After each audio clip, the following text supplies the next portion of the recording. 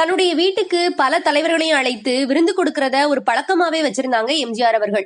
எம்ஜிஆருடைய மிகப்பெரிய ஆசை காமராஜர் ஐயாவை ஒரு முறையாவது தன்னுடைய வீட்டுக்கு அழைத்து விருந்து கொடுக்கணுங்கிறது தான். பல முறை எம்ஜிஆர் அவர்கள் காமராஜர் ஐயாவை விருந்துக்கு அழைக்கும் போது காமராஜர் ஐயாவோ சிரித்தபடியே சொல்றேன்பான்னு சொல்லி போகாமலேயே கடத்திட்டே இருந்திருக்காங்க.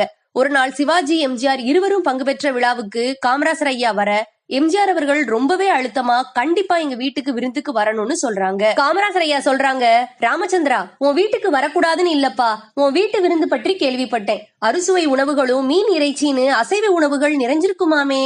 நானோ மக்கள் ஊழியேன், 2 இட்லி தயிர் சோறு தான் நமக்கு சரிப்படும். உன் வீட்டுல அறுசுவை உணவை சாப்பிட்டேன்னு வச்சுக்கோயேன், மறுபடியும் என் நாக்கு அறுசுவை உணவை கேக்குமே, நான் எங்கப்பா போவேன்னு கேட்க தன்னையும் அறியாமல் கண்ணீர் விட்டு வணங்கி விட்டாராம் எம்ஜிஆர் அவர்கள். இப்படியும் ஒரு தலைவரா அப்படின்னு கண்ணீர் வரவழைக்க கூடிய அளவுக்கு வாழ்ந்த காமராஜர் ஐயாவை பத்தி நீங்க என்ன நினைக்கிறீங்கன்னு கமெண்ட் பண்ணிட்டு நம்ம சேனலுக்கும் சப்ஸ்கிரைப் பண்ணுங்க.